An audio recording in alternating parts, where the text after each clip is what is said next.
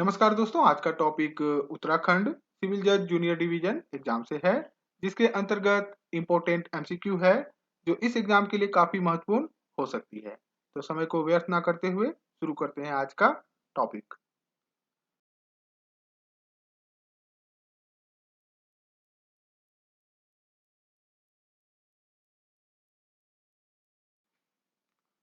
प्रश्न 1 है, अंतर्राष्ट्रीय न्यायालय के न्यायाधीशों को बर्खास्त किया जा सकता है। इसका आंसर हो जाएगा सी, न्यायालय के अन्य न्यायाधीशों की सर्वसम्मत राय द्वारा।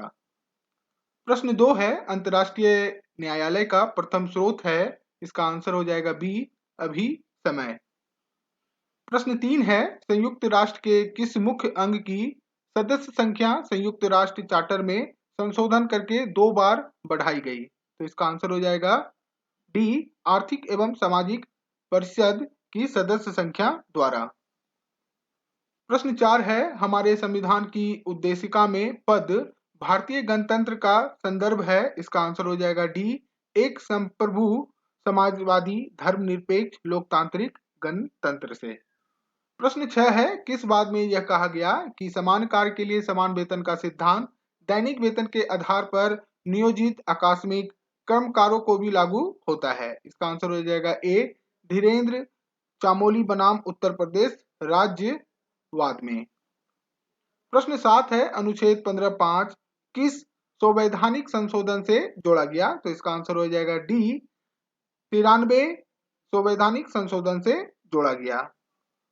प्रश्न 8 है, भारत के संविधान का अनुच्छेद 243 जेड ई किससे संबंधित है? तो इसका आंसर हो जाएगा सी, महानगर योजना समिति से। प्रश्न 9 है, प्रशासनिक न्यायाधिकरण के लिए प्रावधान भारत के संविधान में कौन से संशोधन द्वारा जोड़ा गया? तो इसका आंसर हो जाएगा ए, 42वां संशोधन द्वारा जोड़ा गया। प्रश्न 10 है, उच्चतम न्यायालय के न्यायाधीशों के वेतन एवं भत्ते किस पर प्रभावित किया जा सकता है? इसका आंसर हो जाएगा डी, भारत की संचित निधि पर। प्रश्न 11 है, भारतीय दंड संहिता में निम्नलिखित में से कौन सी धारा विधि की भूल क्षम्य नहीं है सिद्धांत को समाविष्ट करती है? तो इसका आंसर हो जाएगा सी, धारा 79। प्रश्न 12 है, निम्नलिखित में से कौन सा वाद आवश्यकता के आधार पर प्रतिरक्षा से संबंधित है? तो इसका आंसर हो जाएगा बी, आर बनाम डडले एंड स्टीफन। प्रश्न 13 है, निम्नलिखित में से किस अपराध में न्यूनतम 5 सदस्यों की आवश्यकता होती है? तो इसका आंसर हो जाएगा ए, विधि विरुद्ध जवाब में। प्रश्न 14 है, यह सूत्र की लिखित दस्तावेजों को लिखित द्वारा ही साबित किया जाएगा भारतीय साक्ष्य अधिनियम की किस धारा में है? तो इसका आंसर हो जाएगा बी, धारा 91।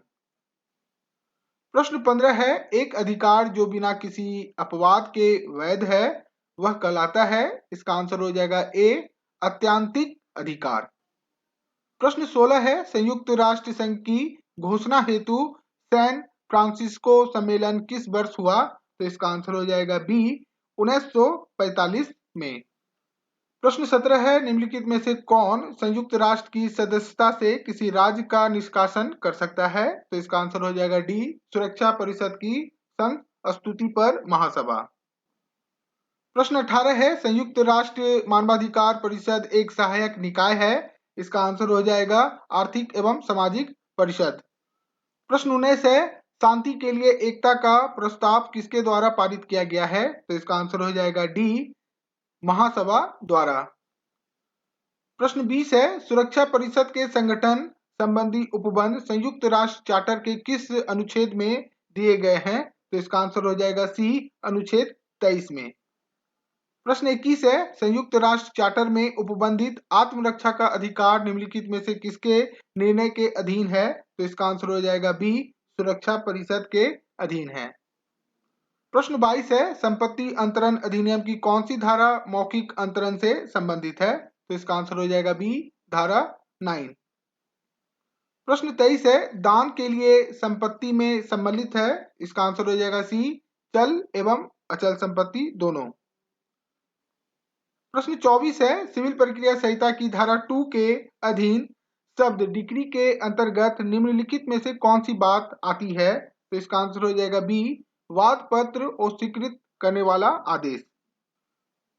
प्रश्न 25 है, निर्णय का क्या अर्थ है? तो इसका आंसर हो जाएगा डी, डिक्री एवं आदेशों के आधार पर दिया गया सो कथन। प्रश्न 26 है, भारतीय दंड संहिता के अधीन कारावास के रूप में न्यूनतम सजा है? इसका आंसर हो जाएगा ए, 24 घंटे। प्रश्न 27 है, निम्नलिखित में से कौन सी संपत्ति डिक्री के निष्पादन में कुर्की की जा सकती है? तो इसका आंसर हो जाएगा बी, वचन पत्र।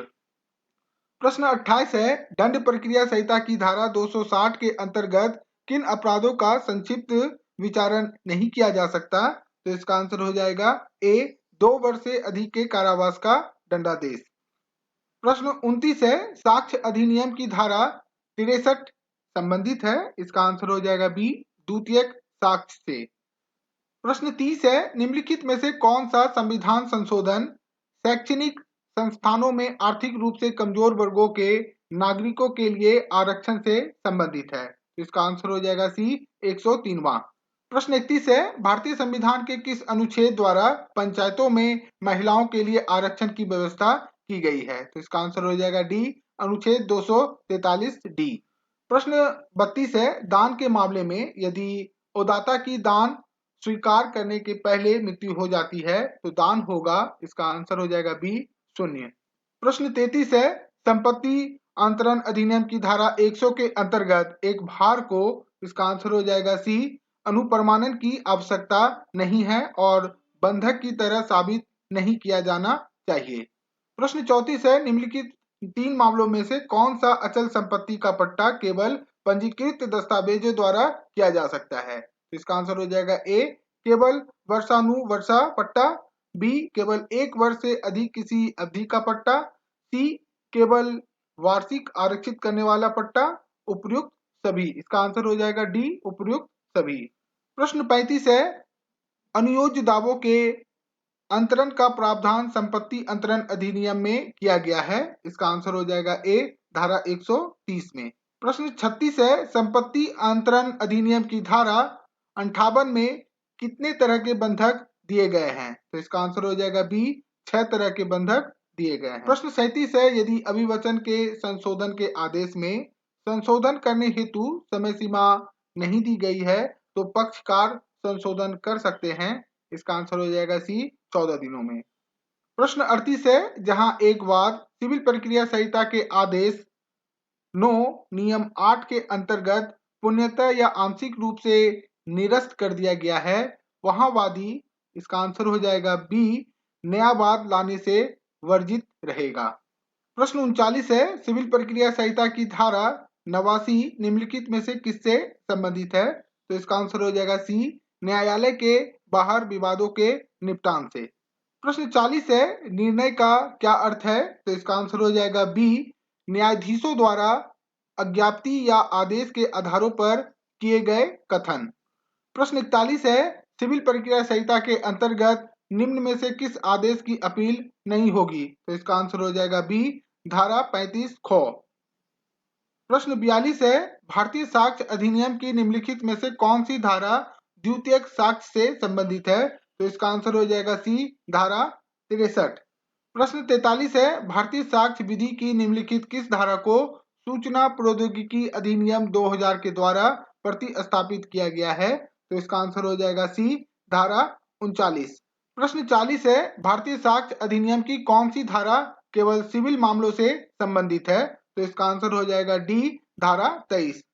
प्रश्न 45 है, मुस्लिम विधि निम्नलिखित में से किस पर लागू नहीं होता है? तो इसका आंसर हो जाएगा डी, कृषि भूमि का उत्तराधिकारी पर लागू नहीं होता है। प्रश्न 46 है, गोविंद दयाल बनाम इनायतुल्लाह का वाद निम्नलिखित में से किस पर एक प्रमुख वाद है? तो इसका आंसर हो जाएगा बी, सूफा पर। प्रश्न 47 है, हिंदू विवाह अधिनियम 1955 की कौन सी धारा में अस्थायी निर्वाह व्यय एवं भरण पोषण का प्रावधान किया गया है? तो इसका आंसर हो जाएगा सी, धारा 25 में। प्रश्न 48 है, हिंदू विवाह अधिनियम की निम्नलिखित किस धारा में यह प्राविधानित है कि विवाह के 1 वर्ष के अंदर विवाह विच्छेद की याचिका दायर नहीं की जाएगी? तो इसका आंसर हो जाएगा ए, धारा 14 के अनुसार। प्रश्न 49 है, हिंदू विवाह अधिनियम की निम्नलिखित में से कौन सी धारा शून्यकरणीय विवाह से संबंधित है। तो इसका आंसर हो जाएगा डी, धारा 12। प्रश्न 50 है, संपत्ति की कुर्की के बारे में दावे एवं आपत्तियां का प्रावधान दंड प्रक्रिया संहिता की निम्नलिखित किस धारा में किया गया है? तो इसका आंसर हो जाएगा ए, धारा 84 में। प्रश्न 51 है, आजीवन कारावास या अन्य कारावास से दंडनीय अपराधों को करने के प्रयत्न के लिए दंड का प्रावधान किया गया है। इसका आंसर हो जाएगा ए, भारतीय दंड संहिता की धारा 511 में। इस तरह आज का टॉपिक समाप्त होता है। आशा करता हूँ आज का टॉपिक आप सभी को पसंद आया हो। यदि पसंद आए तो जुड़े रहें law and banking with Rakesh के साथ। साथ ही यदि पसंद आए तो इसे लाइक करें, चैनल को सब्सक्राइब करें और अपने दोस्तों के बीच इसे शेयर करें। वीडियो देखने के लिए धन्यवाद।